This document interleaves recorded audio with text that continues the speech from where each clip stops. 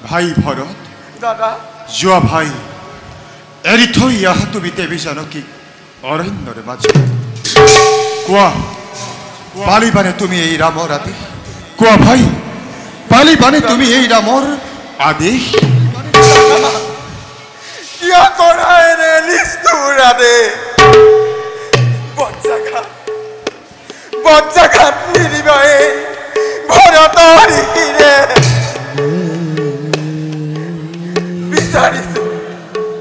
বিচাৰিছো ক্ষমা দাদা এনে নিষ্ঠুৰ আদেশ পালিব নোৱাৰিম দাদা শত্ৰুঘ্ন ভাই শত্ৰুঘ্ন কোৱা ভাই পালিবানে তুমি ৰামৰ আদেশ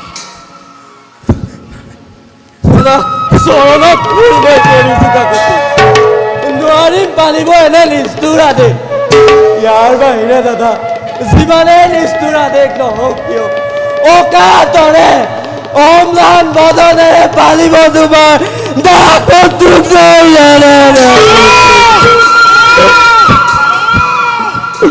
ৰঘুকুল আজি যাওক ৰসাতলে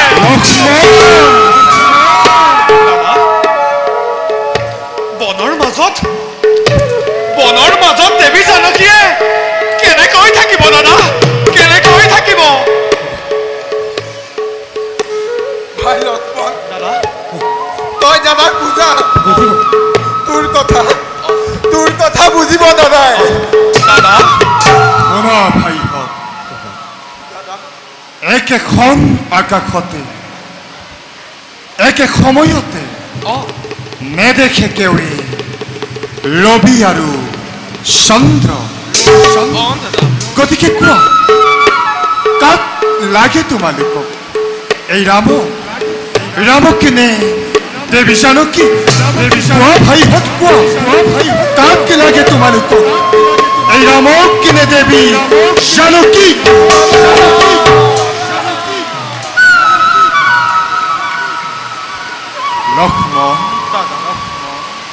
লক্ষ্মণ বনবাসী ৰাঘৱ সাৰথী লক্ষ্মণ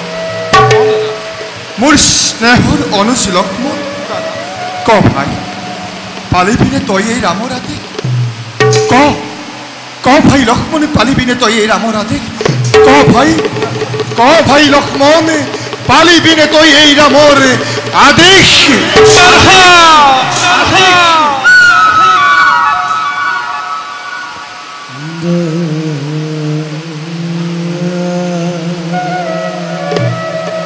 তেন্তে খুন ভাই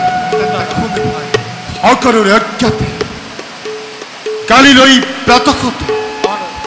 মহৰ্ষি বাল্মীকিৰ এই পুণ্যতপু বন দৰ্শন কৰোৱাৰ চলেৰে তুমি এৰি থৈ আহিবা দেৱী জানকী অৰণ্যৰ মাজত নাই দাদা নাই শুনা লক্ষ্মণ এই ৰামৰ আদেশ